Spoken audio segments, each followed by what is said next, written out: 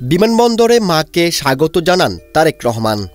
উন্নত চিকিৎসার জন্য যুক্তরাজ্যের লন্ডনে পৌঁছেছেন বিএনপির চেয়ারপারসন ও সাবেক প্রধানমন্ত্রী খালেদা জিয়া।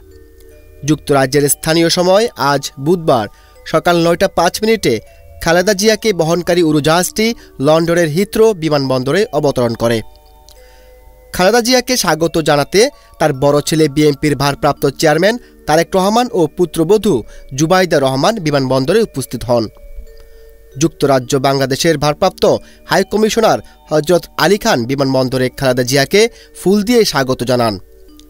বিএনপির চেয়ারপারসন সর্বশেষ ২০১৭ সালের ১৫ জুলাই লন্ডন সফরে এসেছিলেন। এরপর তার আর কোনো বিদেশ সফর হয়নি। এই সময়ের মধ্যে তার সঙ্গে ছেলে তারেক রহমানেরও সরাসরি দেখা হয়নি।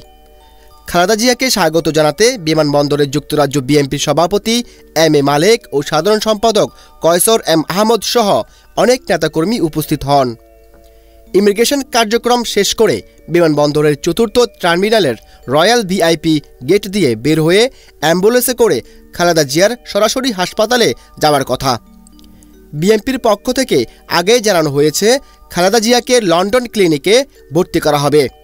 সেখানে কিছুদিন চিকিৎসার পর যুক্তরাষ্ট্রের ম্যারিল্যান্ড জনস হপকিন্স বিশ্ববিদ্যালয় হসপিটালে তার চিকিৎসা নেওয়ার কথা রয়েছে। নিউজ ডেস্ক, বর্তমান টিভি। সকল সংবাদ সবার আগে দেখতে চোখ রাখুন বর্তমান টিভির ফেসবুক পেজ ও ইউটিউব চ্যানেলে।